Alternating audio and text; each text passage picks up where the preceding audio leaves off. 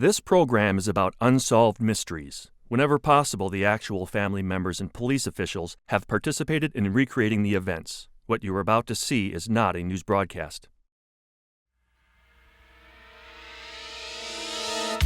40 miles east of Tombstone, Arizona, lies a rugged and forbidding mountain pass, Skeleton Canyon.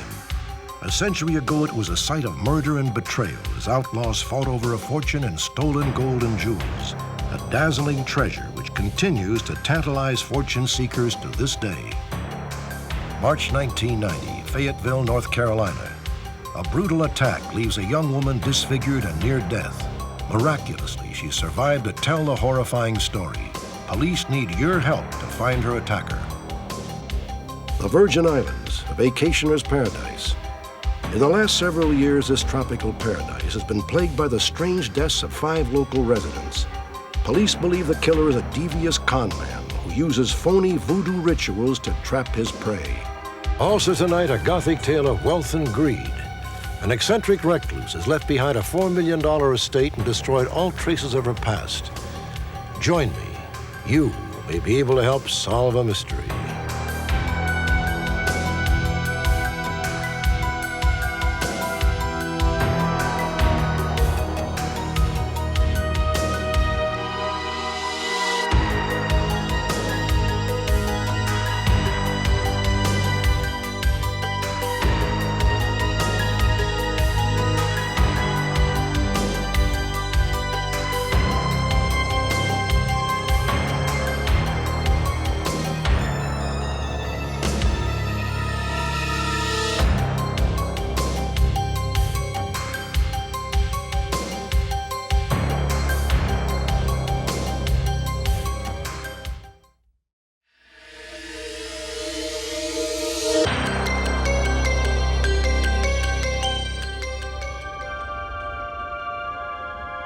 St. Croix, the U.S. Virgin Islands. This popular vacation spot attracts more than 1.5 million visitors from the continental United States each year. But even America's paradise can have a dark side. Control, this is 50 Echo, reporting a traffic accident in Gallows Bay vicinity. November 18, 1988. Just after 9:30 p.m., St. Croix police are called to the scene of what was reported to be a minor traffic accident. They find a local woman, Radha Maharaj, in the car, apparently suffering from internal injuries. She will later die en route to the hospital. Less than 1 hour later, another body is discovered 16 miles away. The dead man is Krishnadath Maharaj, Radha's husband. The investigation revealed 3 unusual clues. The clothing worn by both victims was saturated with seawater. $25,000 in cash belonging to the couple had vanished, and the agent of both deaths was cyanide. Incredibly, the Maharajas brought to 5 the number of cyanide poisonings on St. Croix since 1984. Authorities began to suspect that all 5 deaths were linked to voodoo. This is documentary footage of a voodoo ceremony in Haiti. Contrary to popular belief, there is nothing inherently sinister about voodoo. It is a unique blend of Roman Catholicism and African tradition practiced predominantly in Haiti and Louisiana. In this ceremony, the participants honor the spirits of their deceased ancestors, some of whom they believe have become deities. Many of us mistakenly think of voodoo as curses, hexes, effigy dolls, and potions. But these exist more often in the realm of obeah, an underground form of sorcery unconnected to voodoo, but common in many parts of the Caribbean. Like all forms of sorcery, obeah has malevolent potential. Police in St. Croix have come to believe that the 5 cyanide poisonings on their island are the work of a master con man who practices obeah, but tries to cloak himself in voodoo. He lures his victims into a vicious web of deceit and murder. The Virgin Islands are an ethnic and religious polyglot. Nearly everyone comes from somewhere else. Radha and Krishnadath Maharaj were both born in the Caribbean, but their parents had immigrated from India. The Maharajas owned a small grocery store. Radha's 2 daughters from her first marriage helped run the business. We were doing very good. I mean, we probably couldn't afford a new car or anything like that, but we were paying our bills and we didn't have food to eat, and we were all well, we were strong and healthy, and we were all working hard, especially my mother. See you soon. Several months before they died, the Maharajas took out a loan to enlarge the grocery.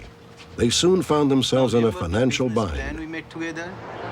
I've got the loan. No, I don't want to talk about the loan. Listen, all right? This time it's gonna work. Look It's at this. not going to work. It never worked before. Could you look at The this last paper? week that they were Just for my alive, sake, they were just very look at tense, and especially when I spoke to my mother about what they were doing, she didn't like for me to ask her all those things. I'm sorry I couldn't meet last week. Yeah, some emergency had come. According to their daughters, yeah, the we could meet Maharajas next- also began receiving Yeah. daily phone calls from a mysterious man. Yes. Usually I answered the Yeah. phone and this man would ask to speak to my stepfather. Yeah. As soon as I gave it to him, he would ask me to go outside because he had something private to discuss. Yes, $25,000. 3 weeks before the Yeah. Maharajas died, they brought home $25,000 in cash borrowed from Radha's relatives. It's Friday will be all right? She told us that this is what they had to pay Friday sounds to the good. gentleman. What time? So I asked her, well, why? She said, well, don't ask me any questions. By Monday, you will know what it's all about. At approximately 7:30 p.m. on Friday, November 18th, 2 hours before Radha would be found near death in her car, she left home and drove east. For her to actually go out alone is something very strange for me. And for her to go out at night, that is even more strange because she didn't ever go anywhere at night. Never. 30 minutes later, Krishnadath drove off in the opposite direction, presumably to meet the mysterious man. I still don't see why my mother and stepfather got involved with this man. The only thing I could think about perhaps is he probably promised that if they gave him a certain amount of money, he would probably give them back 3 or 4 times the amount. Perhaps no one will ever know exactly what transpired that night. Less than 2 hours after leaving home, Radha Maharaja's car was coasting gently out of control near a local beach. Inexplicably, her dress was soaked with seawater. She was unconscious and near death, but there were no outward signs of struggle or foul play. 16 miles away, Krishnadath Maharaj was found lying by the side of a beachfront road. Oddly, he was clad only in a pair of shorts, which were also saturated with seawater. Once again, there were no signs of struggle or foul play. The police told me that they believe that, Mom tried to commit suicide, probably because she and my stepfather had quarreled about something so very big that there was no way they could, patch it up. That is nonsense. Autopsies of Radha and Krishnadath Maharaj revealed that they had both died from cyanide poisoning. Incredibly, 2 years earlier, another St. Croix couple, Edstall Stryden and Carmen Torres, had died under eerily similar circumstances. In 1986, Edstall Stryden and Carmen Torres owned a small neighborhood bar. Like the Maharajas, they took out a loan to expand their establishment.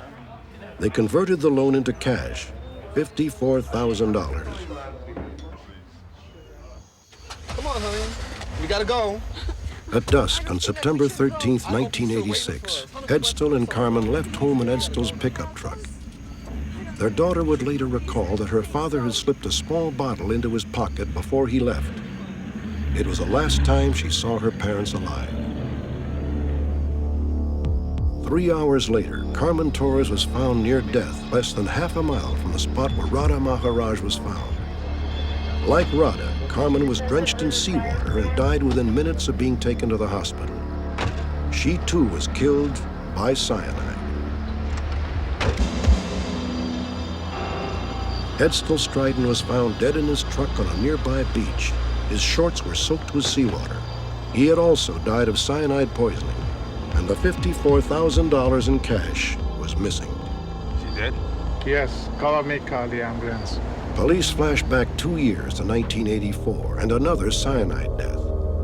38-year-old Heir Caesar, who had immigrated to St. Croix 10 years earlier from Dominica. Police believe that the death of Heir Caesar was linked either to obeah or to a twisted form of voodoo.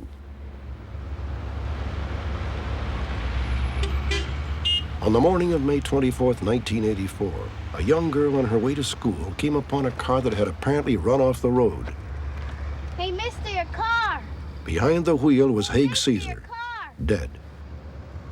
He appeared to be dead for several hours. There was no indication of foul play or any struggle. I think this guy might have had a heart attack. The autopsy was performed the next day. The results of that examination showed that he had died from cyanide poisoning. We didn't know whether he had induced the poison himself or whether it was given by someone else. We started talking to people, and we later found out that he had made contact with an individual that might be involved in voodoo. What he said is that the man had told them that there were 3 large jars of coins buried on the property that we owned, and that the coins were being guarded by spirits, ancient spirits. And in order to get those coins, they would have to get rid of the spirits. And there was a ritual and ceremony that went with that. And in order to do that, they would need to raise some money. Before his death, Heir Caesar apparently paid $100,000 in cash to an obeahman who claimed he could manipulate voodoo rituals to remove the evil spirits. I can't feel something. Jumbo's presence really here, I can feel it. There's a lot of gold on this land. When you come up with the balance of the money, I have a potion. It'll loosen up the jumbo, and then you can get it when you have the rest of the money. All right, don't worry about that. I'll come up with the money. When I found out about all the money he was borrowing and all the cash that he had taken out of our accounts and everything without even letting me know, I really was very angry about it. And shocked, overall just shocked that he would have taken it so far.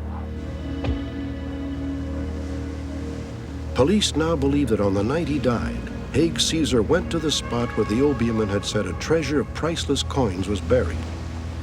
The obeahman's lethal scam called for Caesar to drink a potion and thus drive away the spirits guarding the coins.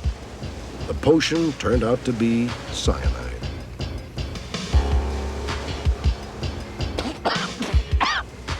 There is no way of knowing whether Heir Caesar was alone when he drank the cyanide.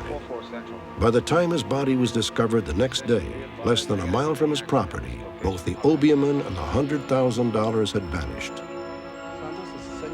I knew that he was aware of, obeah and voodoo. I mean, most people who live in the islands are. I thought he was smart enough, intelligent enough, aware enough to know that, it wasn't real. When you come up with the rest of the money, I have a potion. Were all 5 deaths the work of an obeahman? When you have the rest of the money. If so, was the man who promised buried treasure to Heir Caesar the same one who telephoned the Maharajas? Yeah. 25,000. Come on, honey. We gotta go. Was he also the man Edsel Stryden and Carmen Torres went to meet on the night they died? Only one thing is certain. The similarities in all 3 cases go far beyond coincidence. The connection between the Maharajas, Carmen Torres, Edsel Stryden, and Heir Caesar came from what we theorize is someone in the community that was a conduit between this individual and the potential victims. This person probably knows these people in the community, knows the lifestyle, and knows the capability or the financial status. It's very hard to understand why people would want to cheat and kill. And if somebody doesn't find him, then I don't believe that there is any justice in this world. If somebody doesn't find that man, The man who has murdered 5 people in St. Croix is believed to travel throughout the Caribbean and even into the continental United States. There are rumors that he has been seen in Florida. He speaks with a heavy French West Indian accent.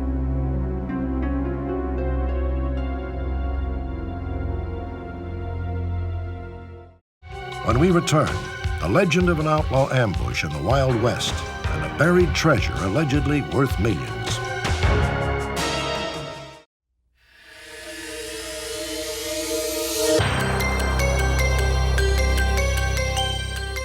Who among us has not imagined what it would be like to discover a buried treasure?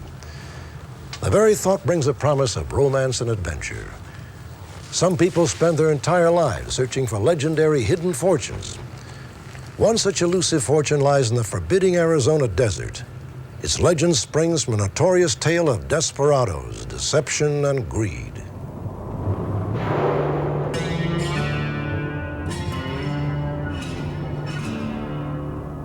Stretching 20 miles across Arizona's eastern border is a jagged mountain ravine whose very name reflects its dark and treacherous past. Skeleton Canyon. A century ago, thieves and robbers from Mexico frequented this rugged landscape, smuggling stolen riches into the United States. Legend holds that somewhere near this mysterious canyon lays a buried cache of gold and jewels. According to some, it is a Wild West's largest unclaimed treasure. I spent a night at Skeleton Canyon about 2 years ago, full moonlight, and I must admit the hair never went down on my back once that entire night. I just have a second sense that there was just too much to go on that went on here, not to be a treasure involved with it somehow.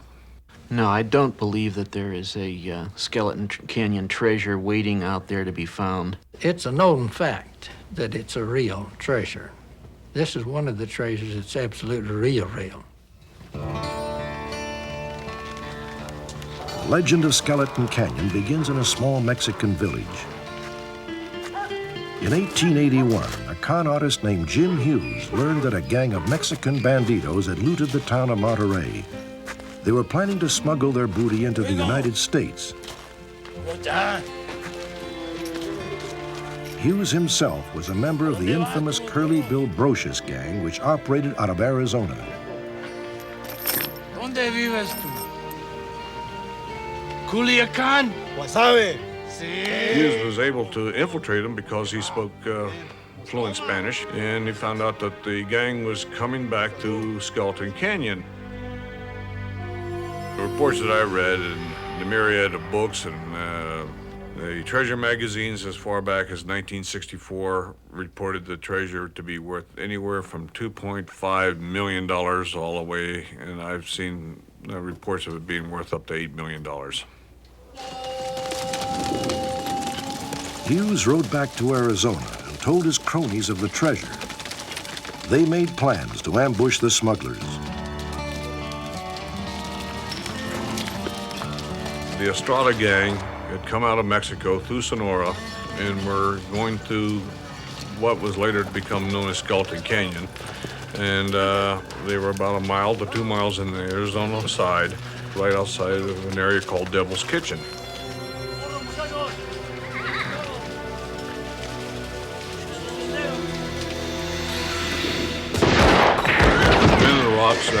Shot the Mexicans off their mounts, and the coins and the contraband were being scattered all over the canyon.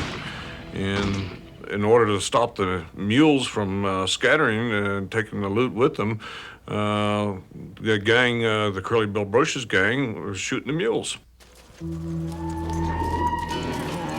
The outlaws now had their treasure, but without mules, he had no way of moving it out of the canyon.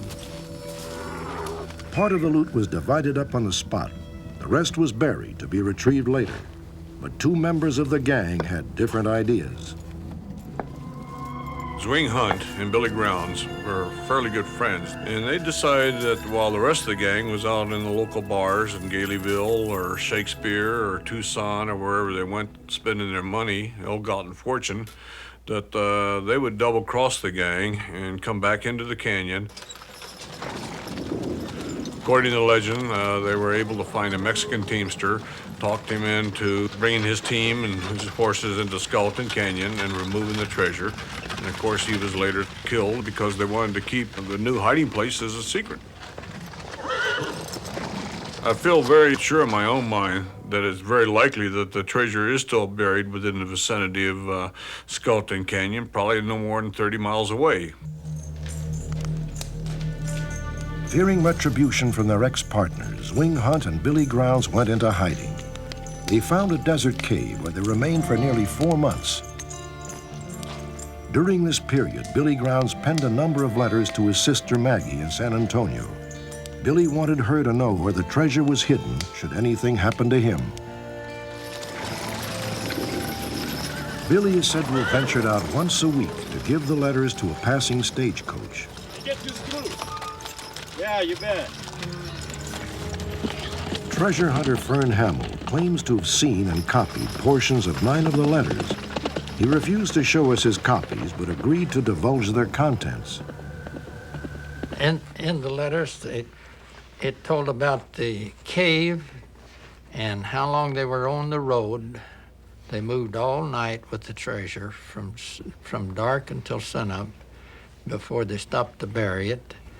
And then they went to the cave. One of the letters, he's writing to his sister, he said there's a cave at the mouth of the canyon. I found that cave, and it goes back 80 feet. And we even dug in the cave and found old ropes that was buried in there. And in one of the things in the letter, it said, from our lookout, you can see the turf growing back over where we buried the treasure, down in the valley. I have found all the clues that there is in the letters, every one of them, when I once found the right place to look where everything fit. And everything is there. So I know the treasure is, I'm near where it's at. It's there. Billy Grounds, who is supposed to have written the letters, was a 19-year-old Texas cowboy rustler type who had migrated from Texas to Arizona. It's unlikely to me that he would have been writing home detailed letters about, hey, we robbed these Mexicans and we've buried this huge treasure. Here's how to find it. Maggie was Billy Grounds' sister, and her and a man had spent 2 years living in a cave out there looking for this treasure, and we found this vase in a cave. It says Maggie on it, 1885 World's Fair. So I know that was Billy Grounds' sister that was there looking for this treasure for 2 years she spent there. March 19th, 1882, a sheriff's posse cornered Billy Grounds and Zwing Hunt in a remote desert outpost. Swing, come on out of there!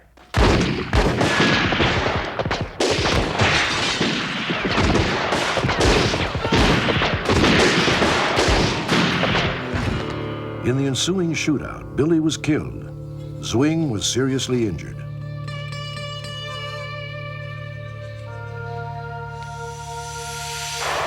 Treasure is buried with turf, grass. In Tombstone, Zwing Hunt revealed the secret location of the treasure to his uncle, who drew up a detailed map. Near Gum Springs.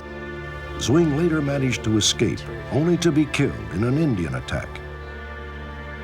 It seems to me that it's another typical treasure hunting yarn. It's always somewhat removed from the original documents. We never get to see the map. We never get to examine it for its genuineness or see if it's matches up with any handwriting samples we might have. Fern Hamill claims to have seen the map made by Zwing Hunt's uncle. The map shows the canyon, and it shows where the cave is. Everything matches. But I think the treasure now, on account of the earthquake in 1886, I think the treasure is around 20 feet deep. Part of the mountain caved off on it. And so we got millions of tons of rock to find, and we don't know right where to dig at. Today, even though there are a great many skeptics, the legend of buried treasure in Skeleton Canyon continues to attract fortune hunters from around the world. I think the Skeleton Canyon treasure is a very plausible story from the standpoint that every time it would rain, somebody's skull would show up, or bones of a mule would be exposed, or another coin would become evident. And compared to a lot of other stories, it's got a lot more plausibility than I would say the Lost Dutchman mine, for instance. It is possible that there's a Skeleton Canyon treasure out there to be found somewhere, but the initial reports given by the Mexican government, given in the local press, indicate that there was a very small amount of money taken, which would have been spent very, very quickly. Thus, I don't think there was a treasure, given historical sources, to hide, and thus for 20th century Americans to find. When I find the treasure, I'll stop looking for it. That's it, will be when I'll stop. Because I know it's real. This treasure is real, and I know I've found the right place where it's at. Everything is real. Is there a treasure buried beneath the foreboding walls in Skeleton Canyon? Or is it merely another fable left over from the days of the Wild West? In over 100 years of scouring the region, treasure hunters have unearthed a multitude of bleached bones and a handful of Mexican coins. They are convinced they are the remnants of the ambush in Skeleton Canyon. Although people have searched for the elusive treasure for years, at this time it is illegal to dig in the area. When we return, a terrifying story of a woman attacked and robbed along a highway in North Carolina.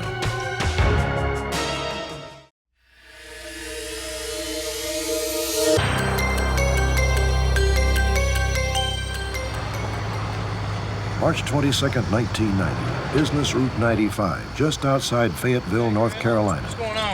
State Troopers Chris Dew and Ron Knight stopped to compare notes during a routine patrol. A lot of traffic out today. About 2 minutes into the conversation, a lady walked out of the woods about 75 yards away and started towards us, staggering. The other trooper had a set of binoculars, and he looked at her through the binoculars and saw that she appeared to be injured. She had blood on her shoulders, and she was coming in our direction.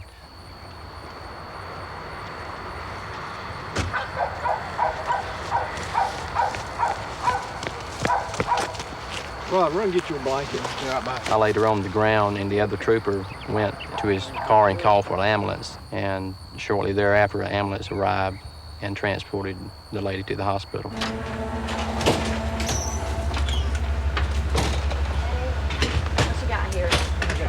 Gunshot wound in the left face. The young woman had been shot once in the face with a 12-gauge double-barrel shotgun. Her left jaw was completely shattered, and she was unable to speak. She carried no identification. It was not until 10 hours later, when her condition had stabilized, that she was able to write down her mother's name and telephone number. Police discovered that the young woman was from Winston-Salem, North Carolina, 120 miles away. Doctor, we'd like for you to sit in. Detective Ken Bishop of the Winston-Salem Police Department worked on the case with Fayetteville detectives. Or this is getting too hard on her. You just put a stop to it. I want to let you know that she cannot talk. She can only write. Okay. I also want to warn you that her injuries were massive. I want to prepare you for what you're going to see. Okay. Okay. We'll be easy with it. All right. Thank you. Good morning. Brought two fellows in to see you. We have Detective. He did take us in and introduce us to her. We conducted probably a 30-minute interview with her. It was probably the most severe injury I've ever seen for a person that survived. Do you know where the liquor store was when you stopped? You don't The know victim name of the seemed to street? remember everything. Can Though you she could not describe yet speak, she wrote down detailed descriptions of the attack and her attacker. Were there any other Working with her, a police artist created this drawing. It's important that this man be caught because he is not rational, he's very dangerous, and he may harm someone else. This story depicts a brutal, senseless crime. It may not be easy to watch. However, police fear that if the man responsible is not apprehended, he could strike again. The young woman who was victimized courageously agreed to be interviewed. Because she has requested we not use her real name, we will call her Debbie. On the morning of March 22nd, 1990, Debbie made a large cash withdrawal from the First Union Bank in Winston-Salem. She left the bank at 9:40 a.m.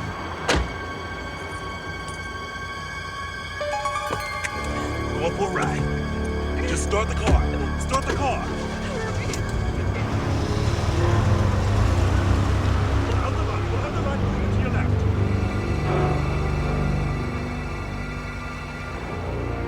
Debbie told police that the man forced her to drive to a liquor store 3 miles away. Stop the car. Give me the keys. Give me the keys. The man went inside to buy whiskey, holding Debbie's car keys and watching her like a hawk.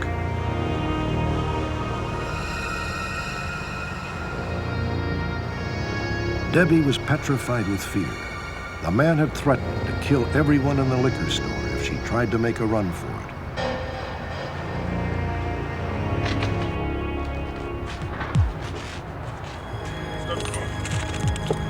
Start the car!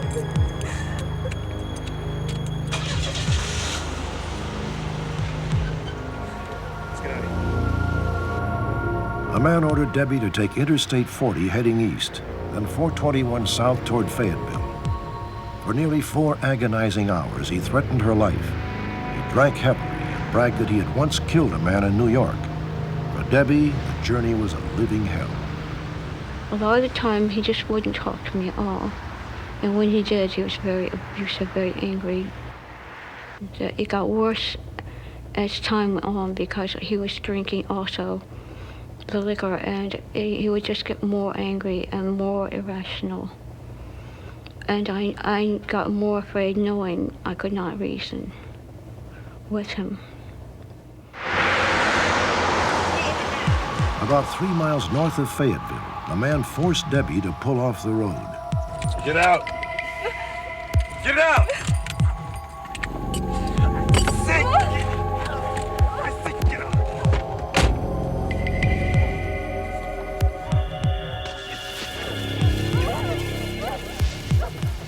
Where you ready to? Where you ready to?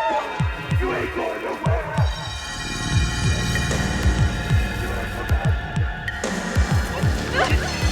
Where you think you're going? Where you think you're going? Where you think you're going? You ain't going nowhere! At almost that same moment, State Trooper Ron Knight noticed the gray station wagon. I was going to cross over and check the vehicle, and just about this time I met a speeding vehicle traveling south on I-95 business, so I turned and pursued after this vehicle.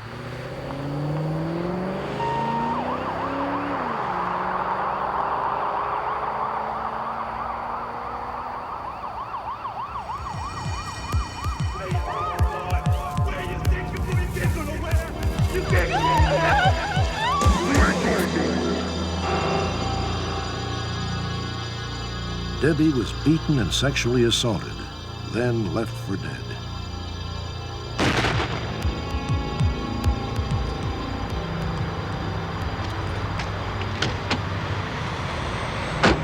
The next day, Debbie's station wagon would be found abandoned 300 miles away in Hamilton County, Florida, just south of the Georgia state line.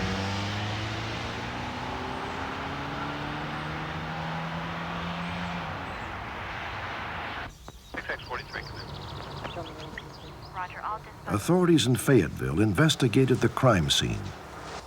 Ron, looks like we might have some gloves here. Their search turned up a dark blue pea jacket and brown cloth gloves. Debbie told authorities they had been worn by the man who attacked her. The navy blue pea jacket and the brown cotton work gloves that were recovered at the Fayetteville crime scene had a strong odor of some type of petroleum product about them. We think we're looking at a person that works around that type of a product. It could possibly be a mechanic, somebody who works with greasy, grimy motors, that kind of thing. Possibly even somebody who drives a fuel oil, heating oil type truck. Debbie's assailant was about 5 feet 10 inches tall and weighed between 150 and 160 pounds. He appeared to be in his mid-30s and wore his hair close cropped. Although he abandoned his car in northern Florida, authorities believe he could be anywhere in the United States. I feel like until they find him, I'm going to continually feel like he's there, he's out there, and I know it's a unlikelihood that he will try to find me, but it's that fear of him being there and that he also might hurt someone else. From the beginning, after my sister was shot, we knew that we wanted her to be careful as far as just seeing herself. We wanted her to be with her doctor and for him to be alongside when she saw herself for the first time after this. A friend happened to send a mylar balloon that she tied to the foot of her bed, and in the back of this mylar balloon she saw herself actually by mistake one day and was alone when this happened.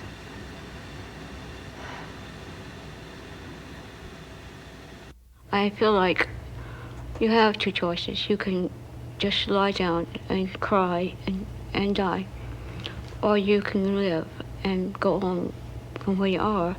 And I have so much to live for.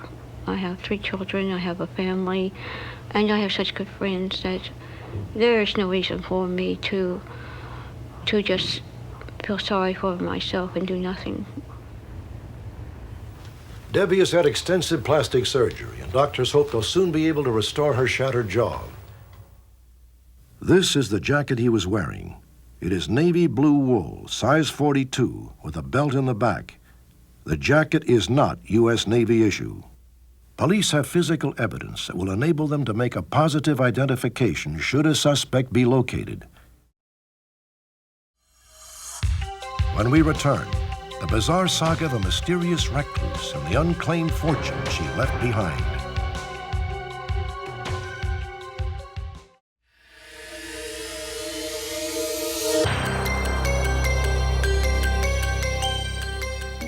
Heavenly Father, we commit the body of our dear sister Dorothea to be consumed by fire. Ashes to ashes. On a dreary January day in 1990, in the tiny English village of Sutton-under-Brailes, a notorious, mysterious woman was laid to rest. It was rumored that Dorothea Allen, the wealthiest, most famous resident of the county, had once danced with Fred Astaire and had dinner with Gary Cooper. But when she died at 89, only 5 people came to mourn her. Amen. In her prime, Dorothea Allen was considered a great beauty. By all accounts, she was devoted to her husband, Robert. He died in 1965, and the couple was childless. When Dorothea died, she left no will, only an intricate mystery. The saga of Dorothea Allen boasts a plot and characters rivaling any Dickens novel. The most intriguing character, Dorothea herself. She had a quirky mystique, a wealthy business executive, a beauty who hobnobbed with movie stars. Yet to some, she was a shrew, mistreating the people who worked for her and hoarding money like a miser. Her $4 million fortune remains unclaimed. Because Dorothea had extensive ties in this country, some think her heirs may be right here in the United States.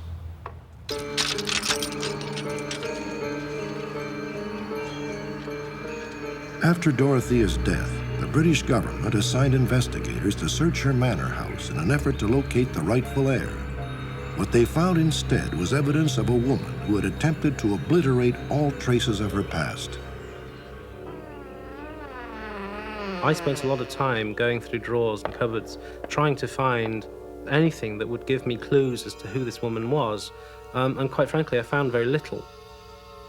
We found her passport, which had pages ripped from it. And of course, these are the pages that gave us all the information we might have needed. When we got upstairs, we found dressing rooms absolutely stashed with the most amazing clothes and shoes. I don't think I've ever seen as many pairs of women's shoes in one place. We looked through photograph albums, And all the pictures had been pulled out of the albums, and someone had taken a pair of scissors to them and cut off the heads, and so we couldn't identify anyone. It was disappointing and frustrating because at that stage no one had a clue who she was. Dorothea Allen and her husband Robert had always been elusive people. Intensely private, they had kept their backgrounds shrouded in mystery. Even those who knew them best knew little about their past. The Allens had made their fortune manufacturing plain surgical corsets for women, then adding frills, lace, ribbons, and bows to make the corsets more feminine. The decorated corsets sold like hotcakes, and Dorothea oversaw every detail. She had an eye for beauty, and she certainly used it. Yeah, she made that factory a great success. She was an absolute perfectionist. She would count the stitches to the inch on everything that was done. There should be 12 stitches to the inch. You've only done 11. Dorothea was a very nasty piece of work. She ran her servants ragged, from what I can gather. I also think she didn't pay very well to her employees and ran quite a strict regime. She demanded people walk out of her office backwards. Yes. She was probably quite a ruthless businesswoman. She had a business plan. She was going to make herself rich. And when she got herself rich, she was going to go out and spend it and enjoy it. She spent very freely. They went on the Queen Mary in great extravagance all over the world. There are a few pictures which show them on the Queen Mary, a time when they weren't able to stop pictures being taken. The rest of the time, photographs, they just wouldn't allow them to be taken. Of course, Mrs. Philpott, I remember you, and your figures are always so good. Do keep it up for us. At Christmas, the Allens entertained only those employees who had reached a specific productivity quota. A select few were actually allowed to speak to the Allens, who felt free to indulge their illusions of grandeur. They used to sit right at the end of the room, you know, behind a little rope. And people used to go up and talk to them, and they used to be like royalty, really, sort of surveying all before them. In 1965, Robert Allen died after a long illness. Dorothea's whole life had been built around her business and her husband. She seemed unable to cope with his death. I think she could always count on his support, and when he went, she felt her prop had gone, I suppose. And she just went to pieces, apparently. Oh, she was very, very upset. They absolutely thought the world of one another. And she was very much affected. After the death of Mr. Allen, one of her habits was to get his cigars and light them and leave them burning in the hall and in the library, so that she got the atmosphere of him still being there. Dorothea began to neglect her business, and the American parent company, Berger Brothers, finally forced her out. She spent more and more time alone. After an accident in her Rolls-Royce, Dorothea Allen never left her estate again. No one was allowed in there, and she lived with a gardener and a housekeeper in one room in the kitchen. As her health began to fail, Dorothea became obsessed with eliminating all traces of her past. According to her lawyer, she mutilated photographs of herself and her husband. She destroyed the page in her passport that contained her place and date of birth.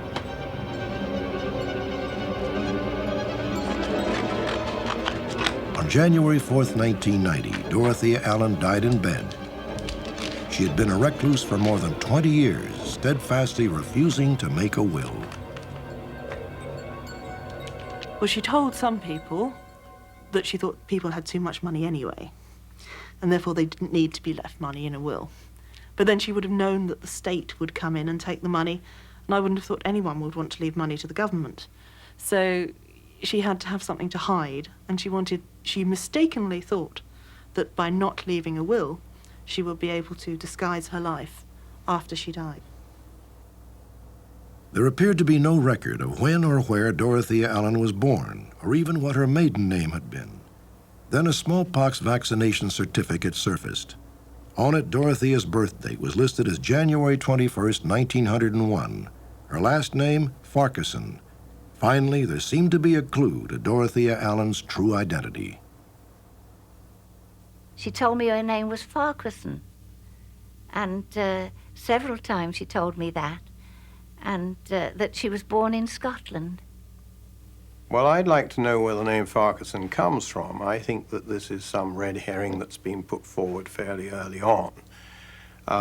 There is no Dorothea Farquharson that fits in, either 10 years either side of the alleged date of birth.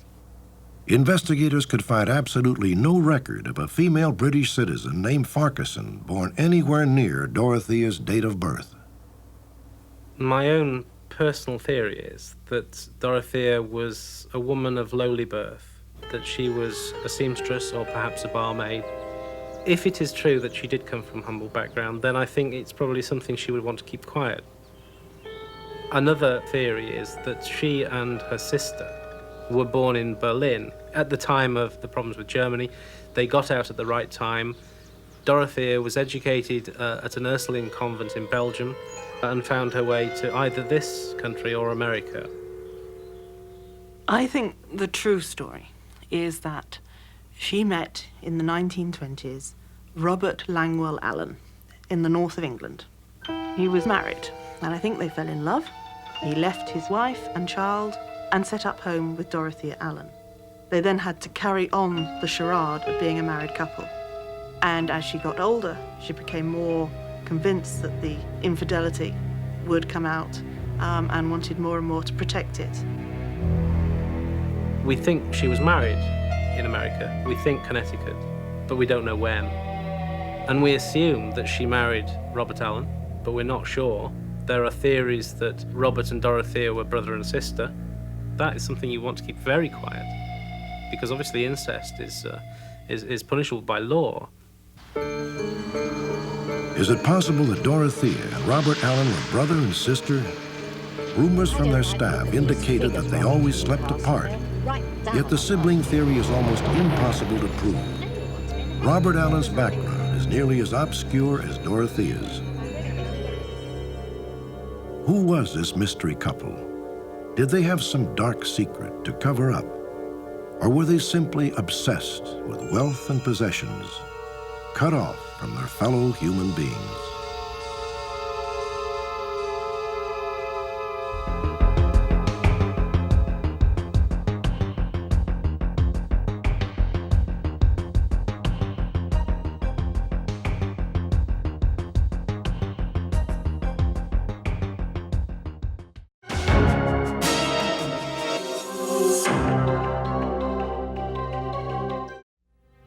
In 1966, Navy medic Mark Dennis was reported killed in action in Vietnam.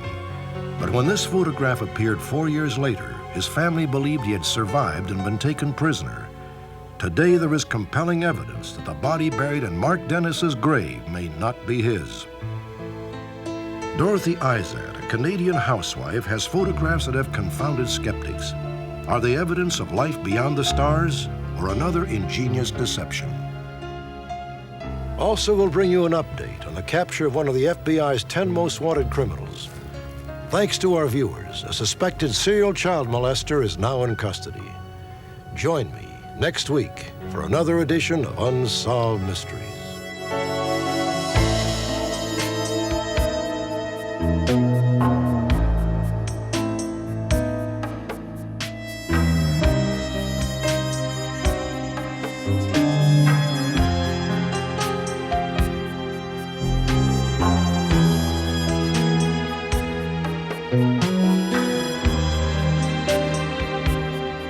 Thank you.